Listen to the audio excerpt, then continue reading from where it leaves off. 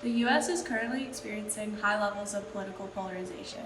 Our neighborhood board association is no exception to this. Specifically, we're experiencing political polarization at the local level. Political polarization can look different at the local level than at the national or state level. Within our neighborhood, residents have different ideas about what should and shouldn't occur. In the next few clips, you'll see scenarios of our neighborhood association board meetings. In these clips, members of the board and residents of the neighborhood will discuss their ideas for the neighborhood. Many concepts, including psychological safety, conflict, and the fundamental attribution error will show up in these scenarios. Let's see how they play out. Okay, today we need to discuss an important issue that we've heard about multiple times: speeding on Main Street. Most of the complaints say they see people flying down the road, going way too fast and endangering our residents. Yeah, this is a super serious issue to me. I always worry about my dog getting run over by careless people. Honestly, I don't think it's that bad. Like, I live right on the street and I don't see that happening. I don't have that problem. That's because you're one of the careless idiots. You don't care about pets, you don't care about children, you don't care about the elderly. Hey, that's not true. What you see here is called the fundamental attribution error. Manav claims that Oscar only feels this way because he's a cold-hearted person. He blames Oscar's stance only on his personality and not on his environment or situation. What Manav should have done is ask questions to learn why Oscar thinks the way he does. Let's see how this could have played out better. This is a super personal issue for me. I'm always worried about my dog getting run over. Honestly, I don't see that as a problem. I live right on the road and I don't have that problem anytime. Huh, it's interesting. Why do you say that?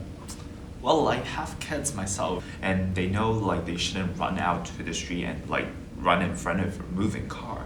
Most people in front of my house aren't going more than 30 miles per hour, so it doesn't really cause enough of a problem to waste more resources on solving this problem, in my opinion. Okay. What an interesting viewpoint. I never thought about it like that. Maybe we can ask more parts of the community about their own viewpoints so we can make a decision. Great idea. Alright, so everybody, we have gathered here today to discuss about the new addition of the new clubhouse in our neighborhood. The new clubhouse would contain a fitness center and an arcade for our children to keep them busy. But in order to get to this new clubhouse to be built, we need to get rid of the creek. So what are your takes on this? Yeah, I'm all for that. I've been meaning to get out of the house more and work out, so having a gym right there would help. And I need my kids to stay busy. So, what do you think? Whoa, what about the creek? What about the fish's habitat? Do you not care about destroying it? And why don't you work out on your own and entertain your own kids at home? Who cares about the creek anyways? There's no fish in there. I always go by and no one's there. I don't even understand why we have discussions like this. Shouldn't we do a neighborhood vote? Talking isn't going to do anything.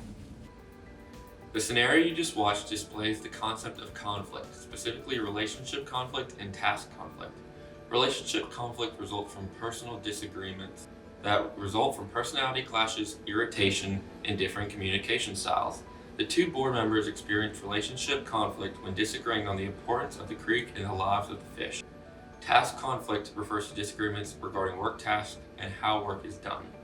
Task conflict was demonstrated in the previous scenario when one of the board members expressed their frustration with the way the decision about the neighborhood clubhouse was being made. In order to reduce relationship and task conflict, board members should discuss and decide on priorities, seeking out underlying similarities between differing opinions and coming to a compromise. Here's what a positive scenario would look like. I definitely do think there is some interest in a fitness center and an arcade room in our neighborhood. While a fitness center and arcade would be nice, it's also important to consider the creek and the fish who call it home. I'm not sure destroying their habitat is worth the addition of the clubhouse.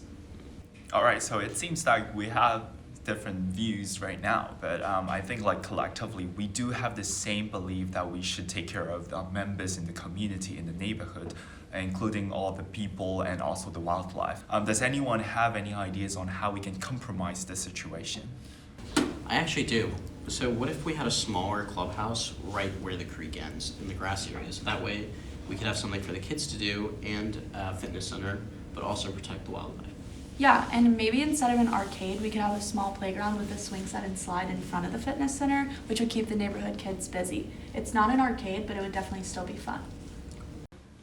That sounds like a plan. We'll plan to vote on it next meeting. Alright, we are here today to discuss on how much budget we should allocate in the coming financial year on supporting the homeless community in our neighborhood. So shall we first invite Mr. White, the CEO of the City Property Limited, to share his views? Mr. White, please. Thank you. Our company has always put a lot of emphasis on helping our community, including the homeless and people in poverty. Last month, we donated free toilet paper to the Homeless Association. I think we've done plenty of things for them. We need shelter homes, though. Tissue paper isn't doing anything. Hey, thanks, Sam. But we should let Mr. White finish his speech first. He knows best about the social situation in our neighborhood, and he's providing some very valuable insights for us. Thank you very much. I agree that the homeless need a shelter home, but let me assure you, if we focus more on our budget and economic development, such as building shopping malls and investing in theme parks, we'll be able to generate more funding to support the homeless in the long run. That sounds very sensible. Thank you, Mr. White, for telling us the fact that we should prioritize on long-term development. And so what do other people think? All right, I guess we all agree on keeping the budget the same this year so that we can focus more on economic development. Thank you all for your participation. They were never listening to what we thought. Exactly, they only care about money. Maybe we shouldn't come to the next meeting because it doesn't make a difference either way. From this situation, Mr. White, the CEO of a large company, dominates the discussion. He's the highest socioeconomic status in the meeting, and the president and other members naturally give him more space to express his thoughts clearly without really taking other members' opinions equally as serious. This creates a discussion environment with a low psychological safety, where people with less societal power tend to feel less comfortable confronting each other. In the long term, the board lacks trust and cohesion, making it hard to come up with constructive solutions through discussion. Alright, so we are here today to discuss on how much budget we should allocate in the coming financial year on supporting the homeless community. But before we start our discussion, can we first have an agreement on creating a safe and comfortable environment for everyone to speak up and express their real thoughts so as to come up with the best solution we can for our community? What are your takes on this? Sounds great. Yeah, I like it too. Great. So shall we each take turns to talk about your thoughts first? Does anyone want to start? Yeah, I can go first. So what I think we need is shelter homes. A lot of homeless people died over this winter, which was brutal. And what happens is it puts a lot of pressure on society. We need to spend more tax dollars on helping them out, and I think homes solve these problems. I agree that building a safe environment for them to live in is very important, but I feel like in order to solve the problem in the long term, economic development is the biggest answer. I think we should put more budget into investing in businesses in our community and use the profits to support the homeless in the future. Any other thoughts? I could go next. I think Mr. White's point about long-term development makes sense. I kind of think we should increase spending on employment counseling for the homeless. That would help the homeless to sustainably improve their lives. Yeah, I kind of like that idea, and I can get on board with it. Economic development does create job opportunities. Meanwhile, we should also consider the fact that their short-term needs need to be taken care of. As you can see, different strategies can be used to minimize political polarization and hold more effective, impactful meetings. Here are some main takeaways that can serve as ground rules and strategies of engagement for having good debate and making complicated decisions. One important step is to work to understand the viewpoints of others. Each member can do this by asking follow-up questions and thinking about the other's environment and unique situation. As a whole, the group can better understand each other by structuring their conversation in such a way that everyone gets to talk and all sides of the story are understood. Once ideas and viewpoints have been discussed, a decision must be made. As a group, you can structure your decision-making process fairly and democratically. However, it's important to make sure that everyone is on board with the decision of the group and that some sort of compromise is made to keep all parties happy. Creating an open and effective system of discussion and decision-making will come with challenges. Some may resist this change. Those who are used to getting their way won't like it.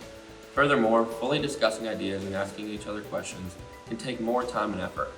However, we are confident that creating a fair and open dialogue can add long-term value to the group's decision-making, foster an environment of different perspectives and diverse opinions, and help groups like ours overcome the effects of political polarization.